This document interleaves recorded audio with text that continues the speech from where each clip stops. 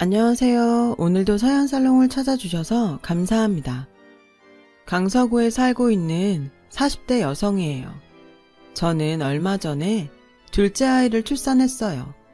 첫애 때도 진통시간이 길어 고생했는데 이번에는 노산에다 안 좋은 일까지 겪은 터라 난산으로 꽤 고생이 심했어요. 분만실에 누워 산통에 힘겨워하는 와중에도 제 머릿속에서 떠나지 않는 사람이 하나 있었어요. 피를 나눈 사이도 아닌데 친모보다 더 애틋한 네 번째 엄마였죠. 네 번째 엄마는 고집도 세고 모든 걸 당신 뜻대로 해야 직성이 풀리는 성격을 가지고 계세요. 게다가 면전에서 대놓고 서슴없이 제 흉도 보는 분이시죠. 따지고 보면 최악의 엄마지만 그런데도 저는 이런 엄마가 좋아요. 거기에는 그럴 만한 이유가 있거든요. 바로 그 얘기를 해보려고 이렇게 사연을 보내게 되었어요. 남들은 하나뿐인 엄마가 넷이나 있을 정도로 제 인생은 순탄치 않았어요. 친구가 많다는 건 친구가 없는 것과 같다는 말처럼 엄마가 많다는 건 정작 제가 기댈 엄마가 없다는 것과도 같았죠. 그래도 초등학교 5학년 때까지는 남들처럼 평범한 가정에서 자랐어요. 아빠, 엄마, 그리고 여동생과 저를 길러주신 외할머니와 함께 웃은웃은 살았으니까요.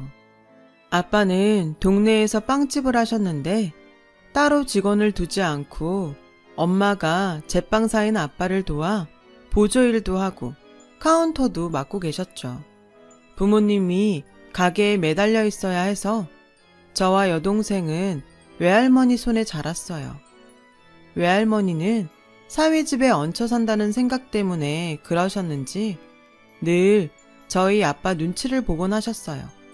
정작 아빠는 아무렇지 않았는데 말이죠. 거기다 저희 아빠가 주사가 심해서 술만 드셨다 하면 온 집안을 쑥대밭으로 만드는 바람에 더더욱 사위를 어려워하셨는지도 모르겠네요.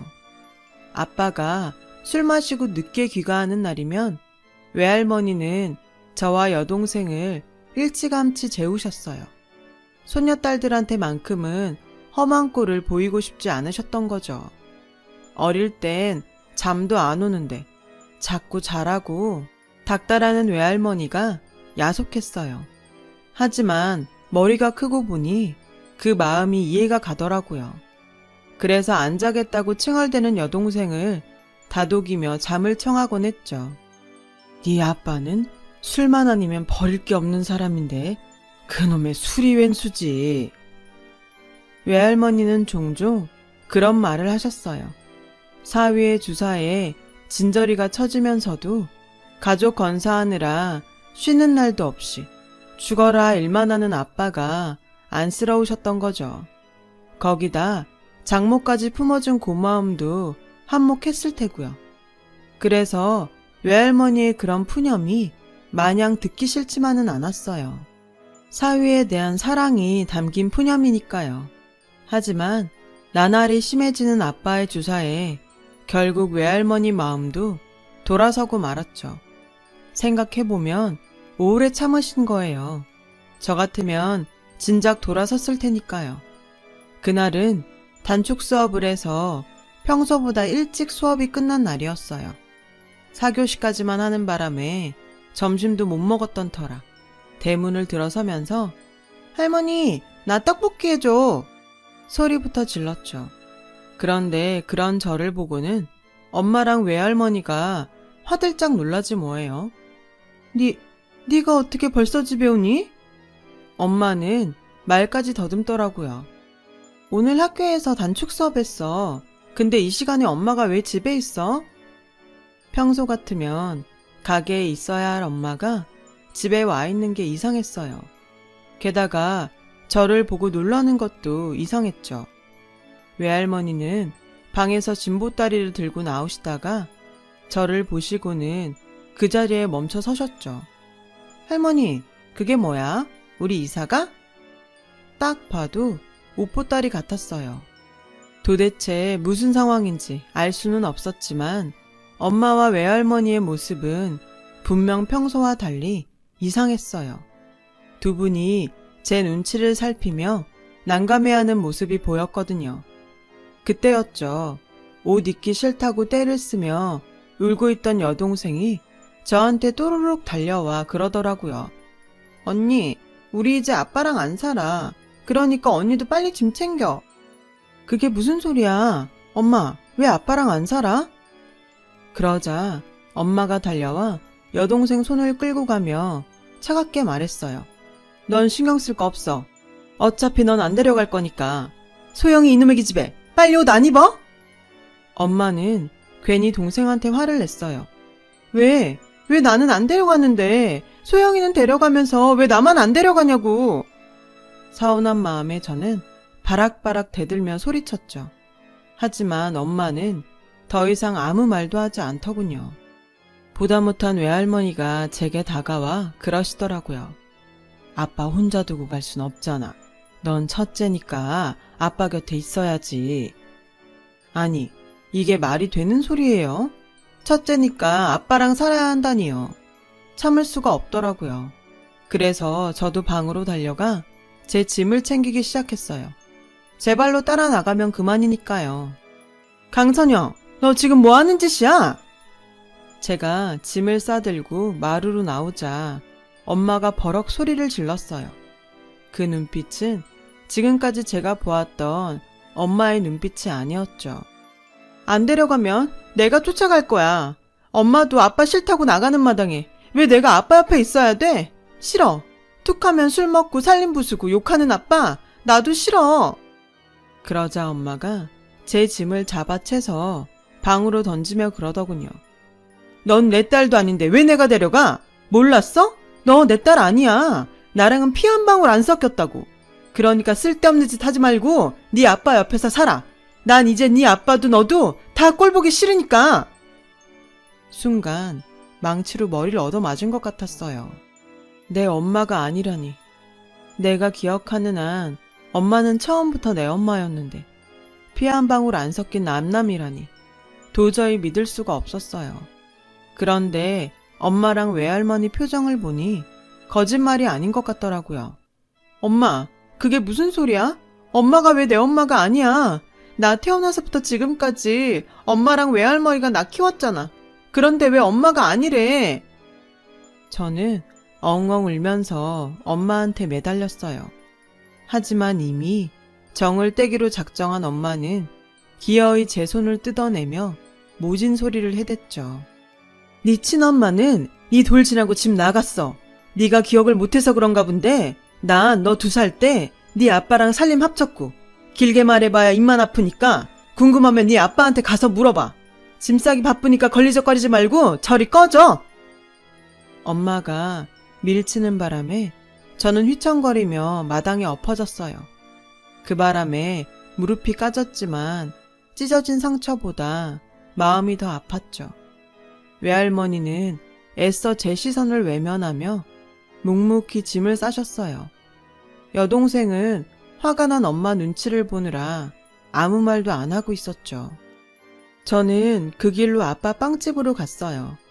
믿을 수 없는 이 상황에 대해 정확한 얘기를 듣고 싶었거든요. 아빠는 이런 상황을 모르는지 평소처럼 빵 공장에서 반죽을 하고 계셨죠. 아빠, 내 엄마 누구야? 정말 나 버리고 집 나간 거 맞아? 지금 엄마가 내 엄마 아닌 거 맞냐고! 아빠는 반죽을 하던 손을 멈췄어요. 그리곤 낮은 한숨을 쉬더니 다시 아무 일 없다는 듯 반죽을 하셨죠. 다 알면서 뭐하러 물어? 아빠 이래야 하니까 저리 가. 그럼 나 이제 아빠랑 둘이 살아야 돼? 엄마랑 외할머니가 소영이 데리고 집 나간다는데 나랑 아빠만 둘이 살게 되는 거냐고. 너도 나가고 싶으면 마음대로 해. 나도 나 싫다는 딸년이랑 같이 살기 싫으니까. 아빠의 그 말에 저는 주저앉아 울었어요. 아빠도 엄마도 하나같이 다 자기들 생각밖에는 안 하는 것 같더라고요. 나는 하루아침에 온 세상이 뒤집어진 기분인데 어떻게 부모라는 사람들이 이렇게 무심할 수 있는 건지 이해도 안 가고 너무 밉고 싫었어요. 그래서 말없이 가게를 나왔죠. 그렇게 터덜터덜 집까지 걸어왔는데 대문이 열려 있더라고요. 순간 겁이 나서 마당으로 달려들어가 보니 마루에 쌓여있던 짐들이 온데간데 없고 엄마도 외할머니도 소영이도 아무도 없더라고요. 그렇게 저는 12살 봄에 두 번째 엄마와 이별을 했어요. 왈가닥 같던 제 성격이 내성적으로 변한 건 바로 그 무렵이었어요. 그리 잘 사는 집은 아니었지만 그래도 딱히 부족한 것도 없이 살았던 터라 어디서도 주눅이 들지 않았는데 엄마가 외할머니와 여동생을 데리고 떠나버리자 고아가 된 것처럼 자꾸 사람들 눈치를 보게 되더라고요. 게다가 당시엔 학교에 도시락을 싸가던 시절이라 매일 아침 내 손으로 도시락을 쌀 때마다 외할머니의 빈자리가 더 크게 느껴졌고요. 아빠가 밥 대신 싸가라고 사라다빵과 샌드위치를 챙겨주시기도 했지만 저는 학교에 가져가지 않았어요. 꼭 엄마 없는 애라는 걸 남들한테 보이는 것 같았거든요. 우리 집이 빵집을 하는 건 다들 아는 사실인데 아빠 가게에서 파는 빵을 싸가면 애들이 이상하게 볼 것 같았으니까요. 그래서 반찬이 형편없더라도 제 손으로 도시락을 싸서 가지고 다녔어요. 그런데 제 힘으로는 도저히 할 수 없는 일이 생기고 말았죠. 학교에서 봄소풍을 가게 된 거예요. 평소 도시락이야 있는 밥에 김치랑 김, 시장에서 산 반찬을 싸가면 그만이지만 김밥은 그럴 수가 없으니까요. 요즘 같은 때야 24시간 하는 김밥집도 많고 안 되면 편의점에서 김밥을 싸가면 되지만 그때는 아침 일찍 문을 여는 김밥집도 없었거든요. 분식집도 10시가 넘어야 열었으니까요. 그래서 혼자 고민을 하다가 봄소풍 전날 아빠한테 김밥 얘기를 했어요. 소시지빵도 잘 만드는 아빠니까 김밥 정도는 싸줄 수 있을 것 같았거든요. 소풍에 꼭 김밥 싸가란 법 있어? 아침에 가게로 와서 사라다빵이랑 샌드위치 가져가. 내가 나 먹을 도시락 때문에 그래? 부반장이라서 선생님 도시락도 싸가야 된단 말이야. 선생님한테 어떻게 가게에서 파는 빵을 도시락으로 드려? 니네 선생님은 손이 없냐 발이 없냐? 왜 자기가 먹을 도시락을 학생 보고 싸우래? 빵 먹기 싫으면 먹지 말라 그래. 아빠는 소리를 지르고는 방으로 들어가 버렸어요. 나는 속이 타들어가는데 이번에도 아빠는 천하태평이었죠. 할 수 없이 저는 슈퍼 아줌마한테 물어서 김밥 재료를 사왔어요. 아줌마가 가르쳐준 대로 지단도 붙이고 시금치도 삶았죠. 외할머니가 만들어주시던 김밥처럼 예쁘지는 않아도 대충 흉내는 낼 수 있을 것 같았거든요. 그런데 아무리 노력을 해도 김밥이 말리지 않는 거예요. 속재료는 다 삐져나오고 김은 툭 하면 찢어졌죠. 결국 다음날 아침까지도 저는 김밥을 제대로 만들지 못했어요. 옆구리도 터지고 찢어진 봉투처럼 입을 쩍 벌린 못난이 김밥뿐이었죠. 게다가 간신히 마른 김밥은 칼로 써는 와중에 엉망진창이 돼서 도저히 가져갈 수 없겠더라고요. 부엌이 엉망이 되도록 변변한 김밥 한 줄 만들어내지 못하자 결국 울음이 터지고 말았어요. 담임선생님 도시락만 아니면 아프다고 핑계대고 안 가면 그만인데 그러지도 못하는 처지가 정말 답답하더라고요. 하는 수 없이 결국엔 아빠 가게에 들러 사라다빵이랑 샌드위치를 챙겨갔어요. 즐거운 소풍날인데도 저는 하나도 신이 나지 않았죠. 점심시간이 다가올수록 막막하고 걱정이 돼서 그냥 이대로 쓰러져서 병원에 실려갔으면 좋겠다 생각했어요. 하지만 쓸데없이 튼튼한 체력은 제 바램을 들어주지 않았죠. 그리고 드디어 점심시간이 됐어요. 각 반 선생님은 반장과 부반장을 불러 준비해온 도시락을 가져오라고 하셨죠. 몇몇 임원 엄마들은 소풍 장소까지 따라와 바리바리 싸운 도시락을 선생님들이 모여있는 돗자리 위에 펼쳤어요. 선생님들은 누구네 엄마 솜씨가 제일 좋을지 기대가 된다며 웃고 계셨죠. 그때였어요. 저랑 같은 반 남자 부반장인 민수 엄마가 찬압을 꺼내놓으셨죠. 뚜껑을 열자 층층이 담긴 먹음직스런 음식들이 하나 둘 드러났어요. 총 3층으로 이루어진 사각 찬압에는 단순한 김밥이 아닌 새우튀김부터 전복조림, LA 갈비와 빨간 게장까지 평소에 먹기 힘든 음식들로 가득했죠. 게다가 후식으로 난생 처음 보는 열대 과일까지 싸우셨더라고요. 그걸 보자 검은 봉지에 담아간 사라다 빵과 샌드위치가 너무 초라하게 느껴졌어요. 그래서 봉지를 등 뒤에 감춘 채 머뭇거리고 있는데 민수 엄마가 그런 저를 보시고는 봉지 속을 들여다보시더라고요.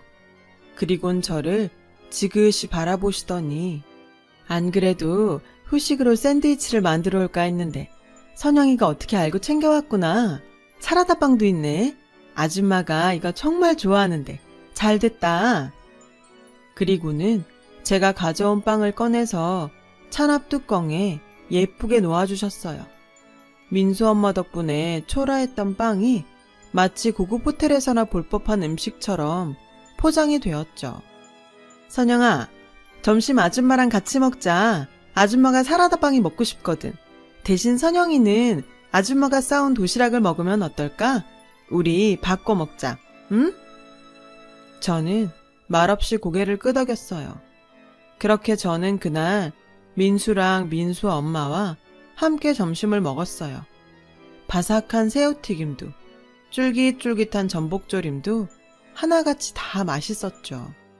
민수 엄마를 보면서 나도 이런 엄마가 있으면 얼마나 좋을까 생각했어요. 시간은 흘러 저는 초등학교를 졸업했고 여중을 거쳐 여고를 졸업한 뒤 바로 취직을 했어요. 프랜차이즈 빵집에 밀려 아빠가 하는 빵집은 점점 어려워져서 우리 집 형편이 많이 어려워졌거든요. 대학은 애초에 꿈도 안 꿨고 어디든 취직해서 빨리 돈 벌 생각밖에 없었죠. 차라리 실업계 고등학교에 갔더라면 자격증이라도 따서 회사에 취직을 했겠지만 인문계 출신으로 성적도 그만했던 저는 회사 취직은 꿈도 못 꿨어요. 그래서 기술 없이 취직할 수 있는 화장품 가게 판매직으로 들어갔죠. 하루 종일 서서 손님을 응대하고 아침 저녁으로는 재고 파악에 상품 진열까지 해야 했어요. 그렇게 일하고 받는 월급은 정말 쥐꼬리 같았죠. 그 돈으로 전기세며 도시가스비, 통신비에 생활비까지 쪼개서 쓰려니 정작 제가 쓸 돈은 없었어요. 아빠는 장사가 안 되니 전부 다 자주 술을 드셨어요. 술을 드신 날이면 여전히 살림을 부수고 자신을 버리고 떠난 아내들 욕을 하셨죠. 어릴 땐 이런 아빠가 미웠는데 저도 철이 들고 보니 아빠가 안쓰러웠어요. 가게 장사라도 잘 되면 아빠도 정신 차리고 술을 줄일 텐데 하는 생각이 들더라고요. 그러다 하루는 TV를 보는데 일본에서 유명한 빵집 얘기가 나오더라고요. 그 집은 100년 정통의 빵집인데 만드는 빵이라고는 식빵 한 가지가 다였죠. 그런데도 만들기가 무섭게 빵이 팔려나가지 뭐예요. 성공의 비결을 묻는 리포터의 질문에 빵집 사장은 단일 메뉴로 집중 공략한 게 성공 포인트라고 하더군요. 식빵은 식빵 자체로도 먹을 수 있고 잼을 바르던 샌드위치를 만들던 다양한 방법으로 먹을 수 있어서 수요자가 꾸준하다고 하면서요. 순간 이거다 싶었어요. 그래서 아빠한테 그 얘기를 했죠. 아빠, 요즘 같은 때 누가 동네 빵집에서 빵을 사 먹어. 프랜차이즈 빵집 가면 예쁘고 맛있는 빵이 다양하게 있는데. 근데 식빵은 다르잖아. 특별한 맛이 있는 것도 아니니까 슈퍼에서도 사 먹고 가까운 동네 빵집에서도 사 먹잖아. 그러니까 재료비 들여가며 여러 가지 만들 거 없이 식빵만 만들어 팔면 어때? 일본에 그런 빵집이 있는데 잘 된대. 아침에 토스트를 해 먹거나 그냥 잼 발라 먹을 때도 식빵은 필요하잖아. 그러니까 꾸준히 나갈 거라고. 처음엔 들은 척도 안 하던 아빠는 매출 장부를 보시고는 흔들리셨어요. 다른 빵은 매출이 들쭉날쭉인데 식빵은 그래도 꾸준히 나갔거든요. 그래서 우유식빵, 버터식빵, 잡곡식빵 딱 3가지 메뉴로 통으로 된 식빵과 썰은 식빵 2가지 형태로 팔기로 했어요. 처음에는 딱히 매상이 늘진 않았지만 그래도 재료비가 줄어든 덕에 전보다 나쁘지는 않았죠. 그러다 조금씩 입소문이 나면서 프랜차이즈 빵집을 다니던 손님들이 하나 둘 돌아오기 시작했어요. 그렇게 1년이 지나자 다른 동네에서도 손님들이 찾아오기 시작했죠. 매출이 늘기 시작하자 아빠는 술을 끊었고 저는 화장품 가게 일을 그만두고 아빠 가게에서 일을 하게 되었어요. 저는 일을 시작하면서 가게 인테리어를 새로 바꿨어요.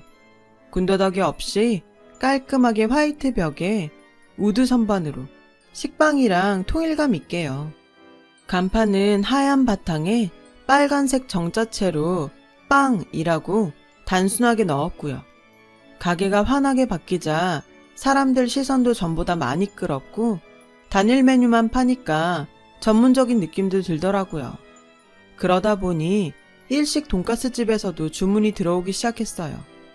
일식 돈가스는 건식 대신 습식 빵가루를 사용하는데 시중에서 파는 식빵으로는 자신들이 원하는 탄력과 밀도를 가진 빵가루를 만들 수 없다고 하더라고요.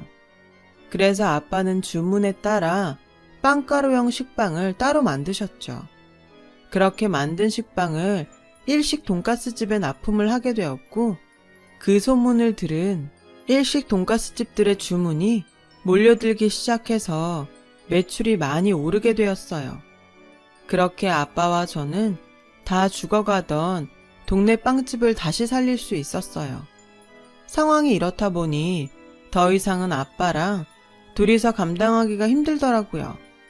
그래서 빵 공장과 홀에 직원을 두게 됐죠. 동네 장사인 만큼 홀 직원은 연세가 있는 아주머니를 채용했는데 얼마 뒤 생각지도 않은 일이 일어났지 뭐예요. 뭐? 재혼을 하겠다고? 아빠가 무슨 엘리자베스 테일러야? 도대체 결혼을 몇 번이나 해? 글쎄, 아빠랑 아주머니가 눈이 맞았지 뭐예요. 몸 좀 편해지려고 직원을 구했다가 원치도 않는 3번째 엄마를 맡게 되었죠. 아주머니한테는 저보다 3살 어린 딸이 하나 있어서 저는 졸지에 이복동생까지 얻게 되었답니다. 그 무렵 저는 우연히 저희 가게를 찾은 초등학교 동창의 권유로 졸업하고 처음으로 초등학교 동창회에 나가게 되었어요. 아이러브 스쿨이 유행하던 때 시작돼서 쭉 이어오고 있다고 하더라고요. 사는데 바빠서 동창들 찾는 건 생각도 못했던 저는 그렇게 나간 동창회에서 5학년 때 같은 반 부반장이었던 민수를 만나게 되었고 연인 관계로 발전했어요. 5년 정도 연애를 한 우리는 30 무렵 결혼을 하기로 했어요.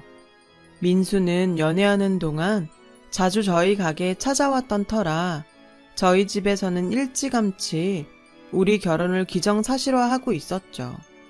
문제는 시댁 부모님이었어요. 민수는 서울 소재의 4년제 대학을 나와 대기업을 다니고 있었지만 저는 고졸에 아빠 빵집에서 일하는 처지였으니까요.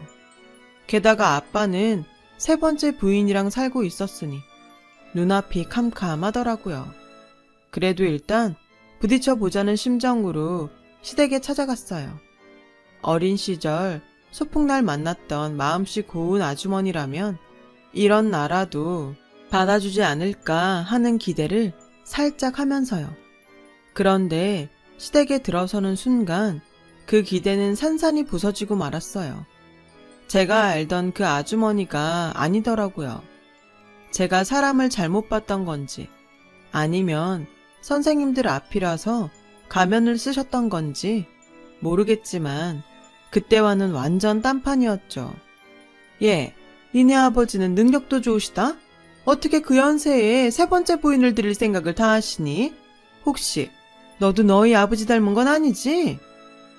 인사하러 온 사람 면전에 대놓고 이러시더라고요. 그런데 이게 다가 아니었어요. 너 공부 안 했구나. 어떻게 전문대도 못 갔니? 형편이 어쩌고 그런 핑계 대지 마.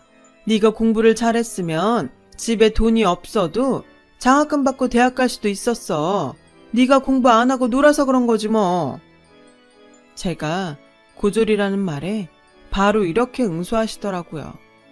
인사를 드리고 나오면서 이 결혼은 불가능하겠다는 생각을 했어요. 그런데 의외의 상황이 펼쳐진 거예요. 정작 제 앞에서 인자하게 웃으시던 시아버지는 결혼을 반대하고 나섰는데 말끝마다 사람을 깔고 뭉개던 어머님은 오히려 니들이 좋으면 하라고 쿨하게 허락을 해주신 거예요. 어머님의 허락 덕분에 저희는 의외로 쉽게 결혼을 할 수 있었어요. 저희 시댁 남자들이 모두 어머님 말에 꾸벅이거든요. 좋게 말하면 어머님 파워가 센 거고, 나쁘게 말하면 어머님이 고집불통의 독불장군이란 얘기였죠. 결혼을 하고도 저는 아빠 가게 일을 계속했어요. 새엄마는 그런 제가 못마땅한 눈치였죠. 하지만 그건 저 역시 마찬가지였어요. 재혼 전에는 가게 일도 잘하시더니 사장 부인이 되고부터는 일은 뒷전이고 돈 만지는 일만 하려 들더라고요. 아빠는 세 번째 부인한테까지 버림을 받을까봐 이전 엄마들한테 했던 것과는 달리 근면성실한 남편 노릇을 하셨죠. 그런 모습을 보니 한편으로는 그동안 아빠가 많이 외로우셨던 모양이란 생각이 들었어요. 그래서 새엄마가 마음에 들지는 않지만 아빠를 위해서 참고 받아들이기로 했죠. 결혼하고 3년이 지나고 첫 애가 생기면서 저는 아빠 가게 일을 그만뒀어요. 사실 돈 때문에 일한 건 아니었기에 죽이 되든 밥이 되든 아빠랑 새엄마가 알아서 하시라고 마음도 손도 다 뗐죠. 가끔 가게에 들러보면 두 분이 살가운 사이는 아니어도 남은 인생을 함께할 부부처럼은 보이더라고요. 그게 어디냐 싶어서 다행이다 했어요. 그렇게 우리는 가족이 되어갔죠. 그런데 시부모님과는 시간이 지나도 가족이 되긴 힘들 것 같더라고요. 특히 시어머님과는 사사건건 부딪히는 게 많아서 스트레스가 심했거든요. 대부분의 문제는 어머님의 독단과 똥꼬집 때문이었어요. 예, 너 민수 앞으로 보험 뭐 들었니? 실비 뭐 만들었지? 내가 아는 보험 설계사가 내일 너한테 전화할 거야. 그 사람한테 하나 들어라. 툭하면 어머님 마음대로 보험을 들게 하고 남편도 안 좋아하는 반찬이며 식재료들을 퀵으로 보내곤 하셨죠. 그럼 저는 그걸 처리하느라 몇 날 며칠을 똑같은 반찬을 먹어야 했고요. 제가 말씀드리기 뭐해서 남편을 시켜 제발 음식 좀 보내지 마시라고 해도 아니야, 이게 얼마나 맛있는데 민수는 손발이 차서 필히 이걸 먹어야 돼. 버리지 말고 싹 먹어 치워. 내가 가서 확인할 거야. 이런 식이에요. 당신 아들이 안 먹어서 매번 제가 먹는다는 걸 아시면서도 이러시니 정말 미치겠다니까요. 시댁에서 밥을 먹을 때도 그래요. 밥이 많다고 조금만 달라고 말씀드리면 아니야, 안 많아. 사람이 이 정도는 먹어야지. 밥 양도 어머님 마음대로예요. 심지어 제 속옷도 어머님 취향대로 사서 보내신다니까요. 홈쇼핑 보다가 내 거 사면서 네 것도 하나 샀다. 이게 바탕이 아주 좋은 거야. 색상도 화사하니 얼마나 좋니? 넌 피부가 희니까 필히 이런 색을 입어줘야 돼. 안 입고 처박아 놓지 말고 꼭 입어. 화사하죠. 아주 화사하죠. 화사하다 못해 촌빨 날리는 게 문제죠. 결혼하고부터 먹는 것부터 입는 것까지 모두 어머님 뜻에 따라 살고 있어요. 이 정도는 그래도 참을만 했어요. 그런데 얼마 전 도저히 참을 수 없는 일이 벌어진 거예요. 40에 생각지도 않은 둘째를 갖게 된 저는 노산이라 임신 초기에 엄청 예민한 상태였어요. 그래서 외출도 않고 주로 집에서 시간을 보내고 있었죠. 그러던 어느 날이었어요. 경찰서에서 전화가 왔더라고요. 네? 제 친모를 찾았다고요? 성인이 되고 친모를 찾으려고 경찰에 유전자 등록을 해두었는데 다행히도 친모를 찾았다는 연락이 온 거죠. 몇 년 동안 연락이 없어서 거의 포기하고 있었는데 기적이 일어난 거예요. 연락을 받고 40년 만에 저는 친모를 만나러 나갔어요. 남편은 임신 초기라 잘못될까봐 같이 가겠다고 하는 걸 뿌리치고 혼자 엄마를 만나러 나갔죠. 약속 장소에 나가보니 너무도 초췌한 모습으로 나와 계시더라고요. 그 모습만으로도 그동안 얼마나 힘들게 사셨는지 단번에 알겠더라고요. 엄마는 저를 보자마자 끌어안고 대성통곡을 하셨어요. 아빠 술주정에 지쳐서 저를 데리고 도망을 치려다 아빠한테 잡혀서 저는 뺏기고 당신 몸만 겨우 빠져나왔다며 미안하다고 하셨죠. 제가 눈에 밟혀서 주변을 서성이며 사셨는데 목구멍이 포도청이라 돈 벌러 지방으로 내려간 사이 아빠랑 제가 이사를 가서 이후 소식도 못 듣고 사셨다더군요. 네 아빠만 아니었으면 내가 널 품고 살았을 텐데 엄마 없이 크느라 얼마나 힘들었니? 다 내가 죄인이다. 내가 그냥 참고 살았어야 했는데. 한스러운 삶을 곱씹으며 제게 사과하는 엄마를 보니 그동안 나를 찾지 않는다고 원망했던 마음이 싹 녹아버렸어요. 엄마, 나 엄마 원망 안 해. 지금이라도 날 찾아와줬잖아. 근데 몰골이 이게 뭐야? 혹시 어디 아픈 거 아니야? 아무래도 병색이 짙어 보이는 게 걱정이 되더라고요. 자식 버리고 샀냐니? 몸 건강에 온전히 살면 그게 더 죄지. 엄만 괜찮아. 너 보니까 아픈 것도 싹 낫는 것 같다. 알고 보니 무리하게 일을 하고 사신 탓에 간이 많이 안 좋아지셨다고 하더라고요. 현재 홀로 단칸방에서 살고 계신다길래 그 길로 엄마를 저희 집으로 모셔왔어요. 긴 세월 동안 재혼도 안 하고 혼자 사셨다는 말에 가슴이 아프더라고요. 그런데도 아빠는 세 번째 부인까지 맞아 살고 있으니 괜히 미워지더라고요. 저희 집에 들어와 살게 된 엄마는 그동안 못한 엄마 노릇을 하려고 하셨는지 아픈 몸을 이끌고 제게 먹일 음식을 이것저것 해주셨어요.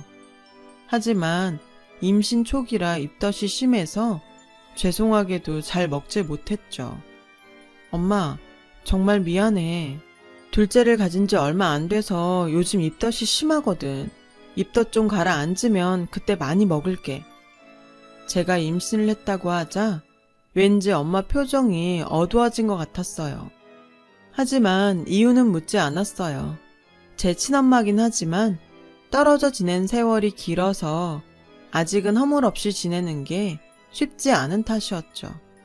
그렇게 2주 정도 지났을까요? 제가 산부인과에 정기검진을 받으러 간 사이 시어머님이 저희 집에 오신 거예요. 친정엄마한테 전화를 받고 바로 달려와 막 현관에 들어섰는데 글쎄 기가 막힌 상황이 펼쳐져 있지 뭐예요. 여기가 어디라고 찾아와? 당장 이 집에서 나가. 자식 버리고 나갈 땐 언제고? 이제 와서야 낯짝 두껍게 어떻게 여길 찾아와? 당신이 그러고도 인간이야? 내 눈에 흙이 들어가기 전까지는 당신 같은 인간 절대 안 받아줘. 나가! 당장 내 자식 집에서 나가라고! 글쎄 어머님이 저희 엄마 옷가지를 집어 던지며 이러고 있지 뭐예요. 그 광경에 눈이 뒤집힌 저는 달려들어 시어머니를 밀쳤어요. 어머님, 미쳤어요? 당신이 뭔데 내 엄마한테 이래요. 딸인 내가 괜찮다는데 왜 어머님이 나서서 이래라 저래라 하냐고요. 나갈 거면 당신이나 나가세요. 한 번만 더 우리 엄마 괴롭히면 저 다신 어머님 안 봐요. 아셨어요? 제가 손을 부들부들 떨며 소리를 치자 어머님은 놀란 눈치였어요. 너 진심이니? 정말 다 알고도 괜찮다는 거야? 어떻게 그게 괜찮아? 너 정말 제정신인 거야? 태어나진 않았어도 엄연히 네 새끼인데 뱃속에 알 지워가면서까지 네 엄마 간이식을 해주겠다는 게 말이 되니? 너 그렇게 안 봤는데 잔인한 구석이 있는 애구나. 네? 뱃속에 아이를 지워요? 지금 그게 무슨 말씀이세요? 간이식은 또 다 뭐고요? 엄마는 알고 있어? 어머님이 하시는 말 알고 있냐고. 엄마는 아무 말도 못하고 눈알만 굴리고 있었어요. 그러다 저를 덥석 잡으며 애원했죠. 선영아, 나 좀 살려다오. 나 살릴 사람은 오직 너밖에 없어. 나 지금 간이식 못하면 죽는다. 누가 뭐래도 넌 내 배 아파 낳은 자식이야. 내 몸의 일부라고. 그러니까 내 간 조금만 떼어주면 엄마도 살고 너도 딸 노릇하니 기쁘고 우리 둘 다 좋은 일 아니겠니? 그러니까 네 간 좀 떼어줘. 자식이야. 언제고 다시 가지면 그만 아니겠니? 게다가 자식이 없는 것도 아니잖아. 하지만 네 엄만 다르잖니? 엄만 죽으면 더 이상 세상에 네 엄만 없는 거란다. 그러니까 나부터 살려라. 나 살리고 애는 나중에 또 가져. 그 순간 저를 붙잡고 있는 엄마의 모습이 마치 산 사람을 끌어잡고 놓지 않으려 발악하는 물귀신처럼 보였어요.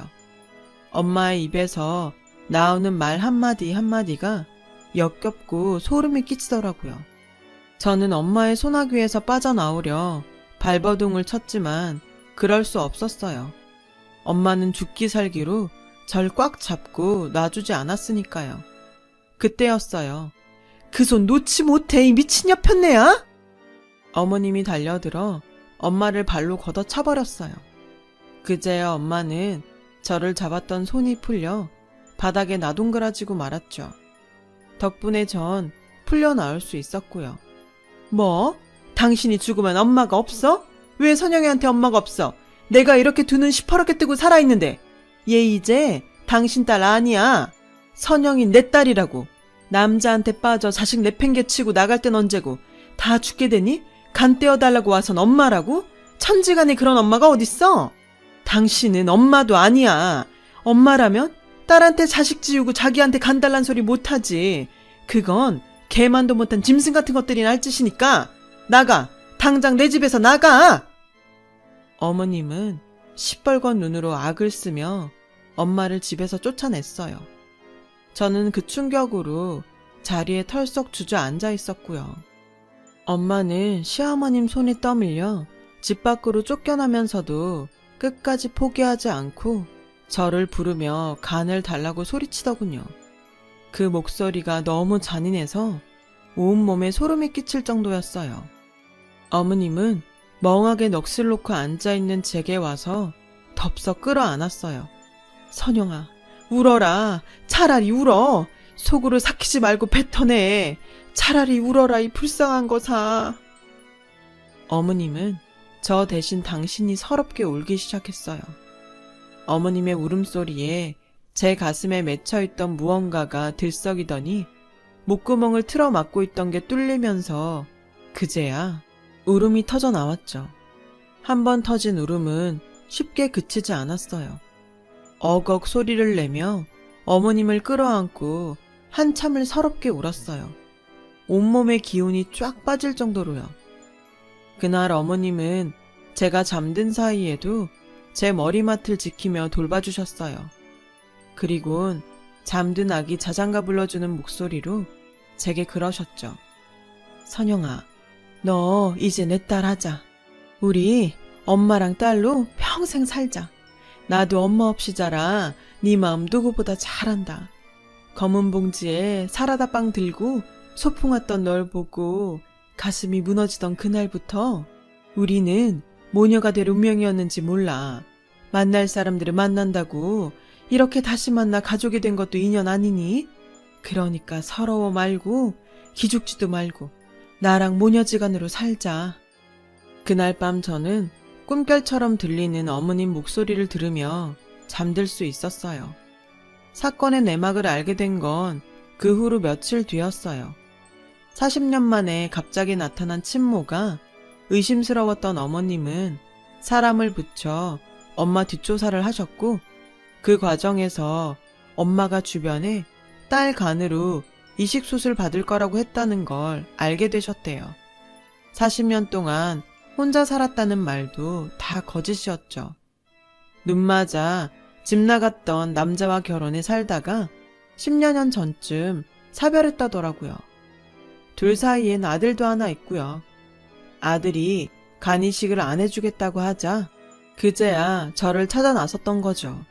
애초에 저에 대한 그리움도 없이 그저 자신이 살려고 간을 구하러 온 거였어요. 그 얘기를 듣고 나니 일말의 동정도 없이 끊어낼 수 있겠더라고요. 친모에 대한 아쉬움은 없어요. 저에게는 이제 저를 낳아준 친모보다 더 진한 모정을 나눈 네 번째 엄마가 생겼으니까요. 여전히 고집불통의 아나무인인 엄마지만 세상 누구보다 저를 사랑하는 진짜 내 엄마니까요. 앞으로도 어머님과 저는 툭하면 싸우고 티격태격 할 테지만 그래도 오래도록 이렇게 살고 싶네요. 덕분에 우리 집 남자들은 시끄러운 모녀 덕분에 앞으로도 기죽은 채 살아야 하겠지만요. 제 인생 진짜 엄마 정말 고맙고 사랑합니다. 지금까지 긴 사연 들어주셔서 감사드려요. 여러분, 사연 댓글에 응원과 현명한 조언 부탁드려요. 좋아요와 구독은 저에게 큰 힘이 됩니다. 오늘도 좋은 일 가득하세요.